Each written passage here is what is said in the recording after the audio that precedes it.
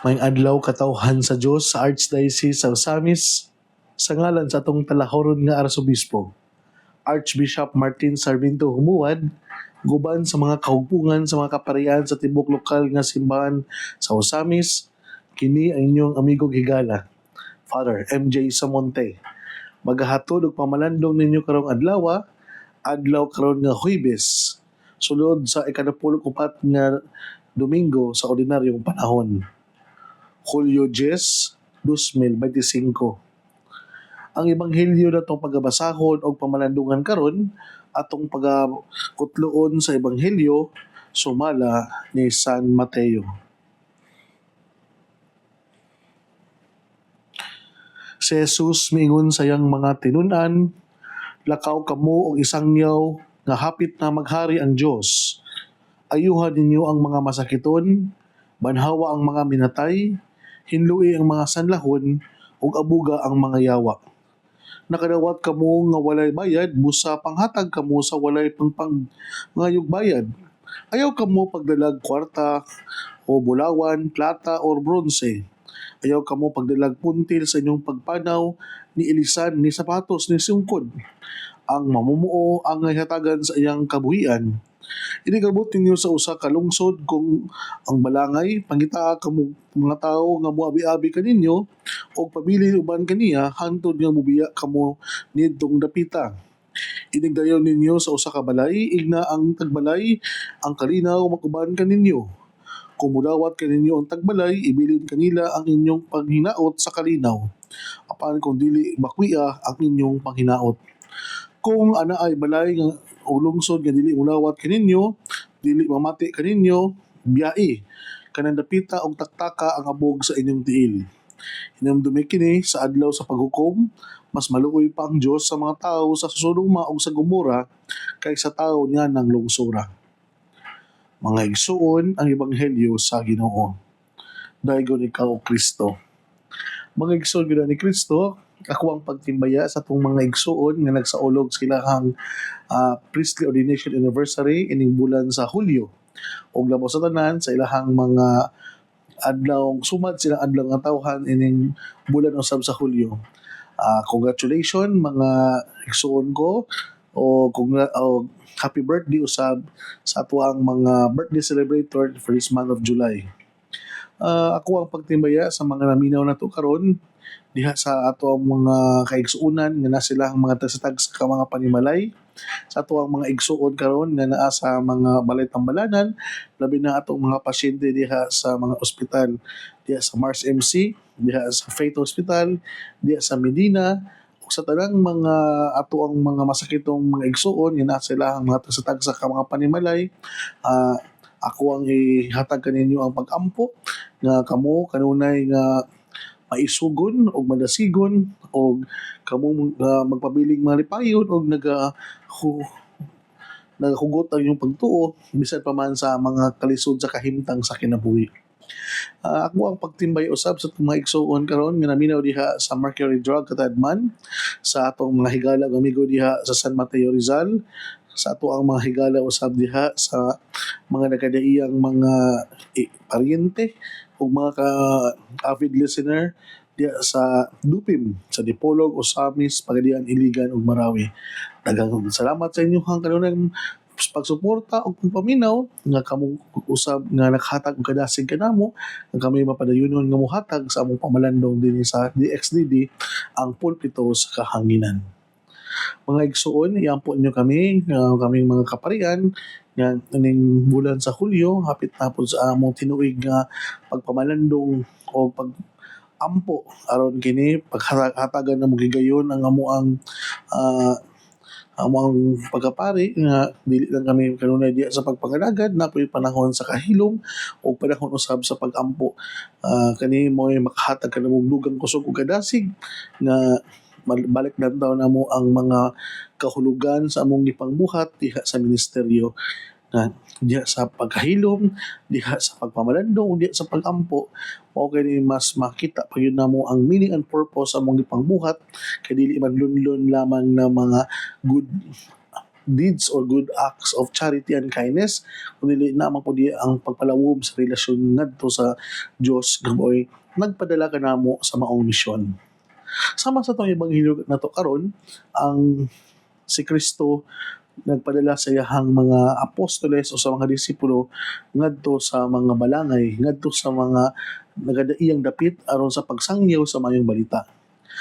Usa sa mga nindot kayo nga nakapatandog na mga igsuon, ningon si Jesus na kinikabot ninyo sa usa ka lungsod o pangalangay, pangita kamong tawo nga moabi-abi kaninyo o pabilin uban kaninyo hantod nga mobiya kamo ni tinupita, inigdayon ninyo sa kabalay, ingna ang tagbalay ang kalinaw mag-uban kaninyo. Ini siguro ang dako nga tagaan natong pagtagad nga sa ato ang mga gitawag nato og mission experience kanang pag-adto nato sa ato ang pagmisyon sa usa ka lugar, kundi wala tay laing dala gawas sa pulong sa Ginoo, kundi kita nagdala og kalinaw ngadto kanila. Nga importante kini mga igsuon nga every time nga muadto kita sa usa ka lugar aron mohimo og kanang pagmisyon, dili unta ta maghatag og kagubot, dili unta ta maghatag og kanang division, conflict, and kanang pagkawatak-watak sa mga tao, kundi tungod nato mas strengthen ang ilahang banding, camaraderie, o magdala kitag kalinaw sa ilahang komunidad. Bag-o lang man gyud mi nga nag-reshuffling, no? Bag-o lang man gyud mi nga naabot sa among mga nagkadaiyang mga assignment. Kini siguro ako ang dakong pagindahay o prayerful wish sa matag usa labi na sa mga kaparian diri sa Archdiocese sa Osamis nga ang dala namo diha sa inyong mga nagkadaiyang mga parokya, diha sa among mga bagong assignment or mission, kundi naghatag kami og kalinaw. Kalinaw means kanang not the absence of war and conflict, kundi tungod namo kana bitong ang kalinaw mas nalamdagan pa ang mga madulom nga pagtuo, ang kalinaw nga mas naklaro pa ang mga maduha-duhaon nga pagtuo. Ang kalinaw means nagdala og kanang katin-awan sa imong kanang dili pa klaro nga pagtuo. Ngani unta ang kalinaw na among dala diha kaninyo nga dili bitaw ingon nga pag-abot no namo nawadaanon mo og pagtuo, nabugnaw na nun inyong pagtuo ug nawala na nun inyong pagtuo. Kinasayod kami nga wala pa lang minaabot sa inyong komunidad, wala pa lang minaabot sa inyong parokya, na diha ang Dios diha kaninyo. Kailan namo sa Ginoo daan? Kung dili kana bitaw pag-abot unta namo bitaw mas amo pang palig-on og ayo ang inyong pagtuo sa Ginoo, ang mas painiton pa gyud namo ang inyong kadasig ug kaikag sa pagpangalagad diya sa simbahan, ug tungod sa pag-abot unta namo isip mga bag-ong kauban ninyo sa espirituhanong kinabuhi, amo nga untang dungagan og kanang the fuel and fire of serving the Lord through serving other people. Mao na ako ang takong pag-ampo o pagindahay sa amo ang mga bagong physical presence sa mga bagong assignment namo karon, nga ang kalinaw nga among dala, nga kalinaw nga naghatag og ganang dugang kadasig, dugang inspiration o dugang kanang more inner desire to serve the people and her church. Kani unta ang dako unta namo nga pagtagad mga igsuod, no, nga dili bitaw ingon na nga ang amo ang presensya mo ay mohatag og kanang dakong impact. Dili unta kami mo kuan ba mo well known, dili unta amo ang pagapari bitaw mo among tagaan kay pagtagad, kundi through us nga mas nailhan ninyo ang Ginoo, through us mas napaduol kamo sa simbahan ug pinaagi namo mas ginahan pa mo nga muhalad sa iyong kagalingon sa pagpangalagad diha sa simbahan. Inana unta mga igsoon, tungod sa amua na nagitawag na po sa pagpangalagad nga mas madasig kamo sa muhalad sa inyong kinabuhi diha sa pagsimba, sa paghalad og oras ug panahon o pag-adto sa pagpangalagad diha sa atuang simbahan, labi na sa imuhang pamaagi kung saan imo pagpasalamat ang Ginoo. Mo bitaw na nga every time nga karon first time na ako nga na-assign og parokya dinhi sa Archdiocese sa Osamis, karon pa nako nakita nga unsa pud ang mga challenge diha sa mga tagsa-tagsa ka mga kapilya, nga kaning mga kapilya nga dagko man unta nga naapoy mga challenge bitaw nga unsaon ni pag inganyo ang ato ang mga igsuon karon nga dako ang kapilya pero panahon sa monthly mass, panahon sa weekly mass, ngano usahay gamay ra man ang manimba. Mag magbaklay ka padulong sa kapilya, daghan kayong tao sa gawas, pero sulod sa simbahan, sulod sa kapilya, ngano gamay ra man ang manimba.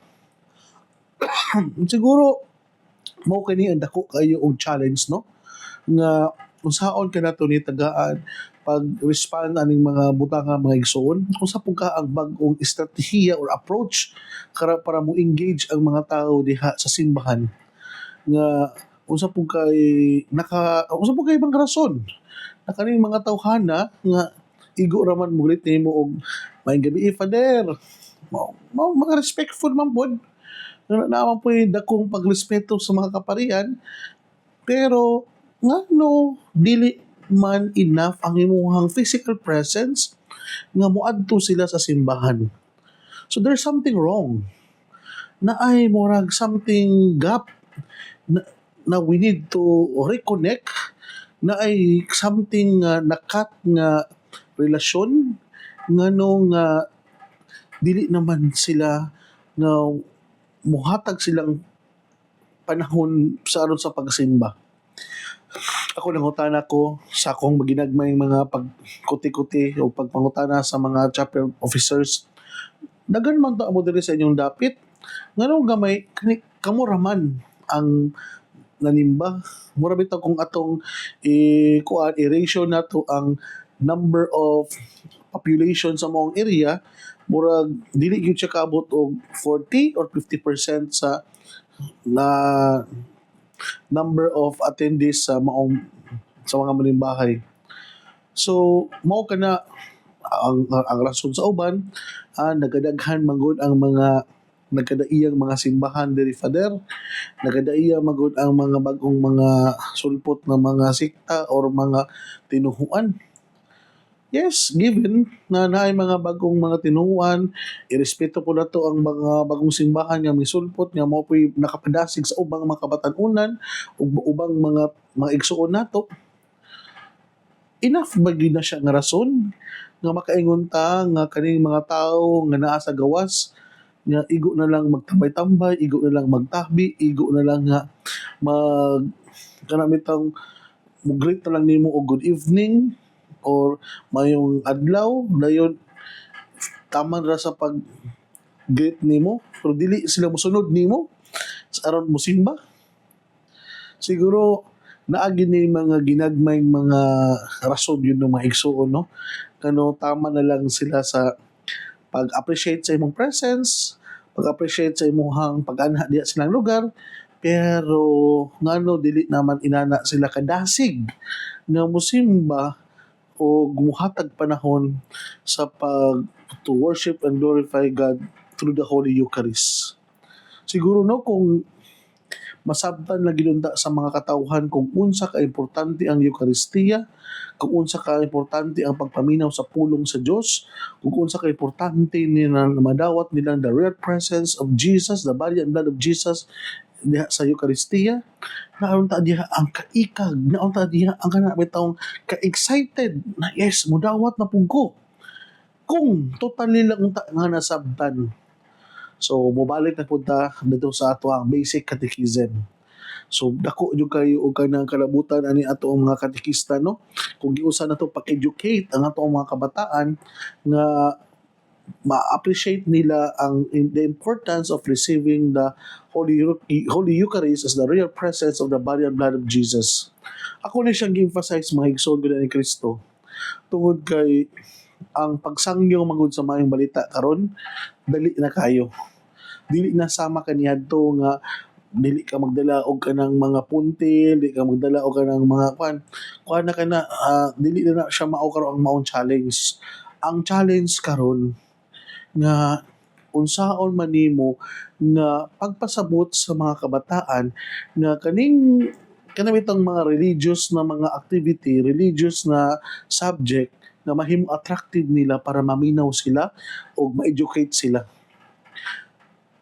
Mao ni kini ang dako kayong natong tagag-pagtagad karon because the new evangelization in this modern time daghan kay mga distractions, daghan kayo og mga makapawala og focus nga mo'y hinungdan nga dili nila totally ma-appreciate ang ato ang mga activity sa simbahan tungod kay the only attend the Holy Mass out of kanang what is popular kay sikat kay mo gidumog matingala man ka ngano man panahon sa simbang gabi daghan man kayo ang mga manimbahay tungod kinaay mga nagkadaiyang mga rason na ay mga gitawag nato og mga tinuhuan na ay mga tawag nato nga kay tingsimba man sa kadaghanan ang uban mosimba na lang pod dayon kiting palit man na og mga bag-ong mga sanina mao diha pod nila suoton lahang mga bag-ong mga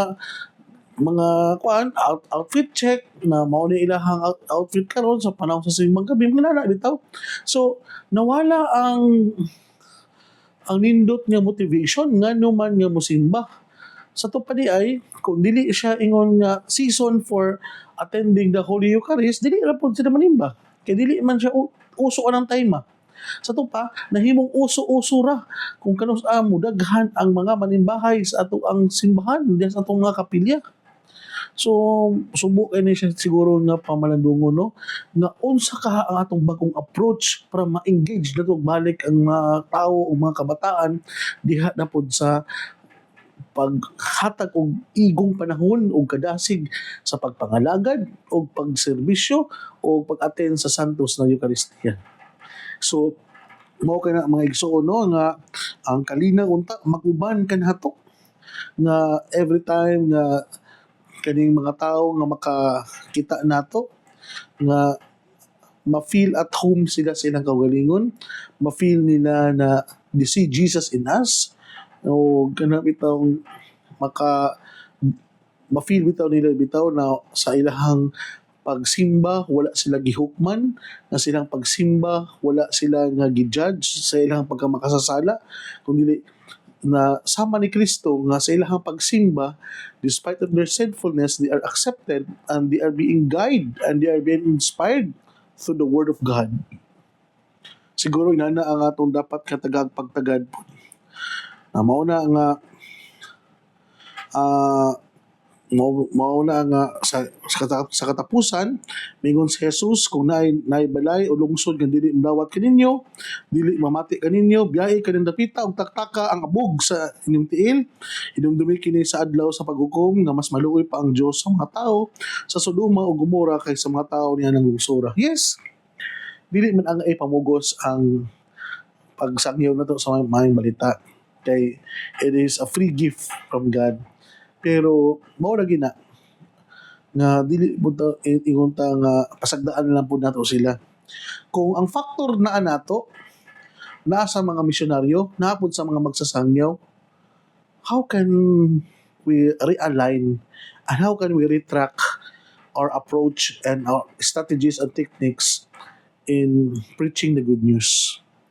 Dili po nato ingon basin siguro no nga ingon bitaw si Kristo nga kung dili maminaw sila nato pasagdain na sila. No, para po nako ang challenge ani magsuon i-check po nato ang ato ang lifestyle, i-check po nato ang atong kinabuhi ano dili naman ta nahimong credible ngadto sa uban, ano dili naman ta nila inana na bitaw kalawom ang ilahang pagpaminaw nato. Ngano man nga mura bitaw usahay for the sake of respect na lang ang ilahang pagpaminaw nato.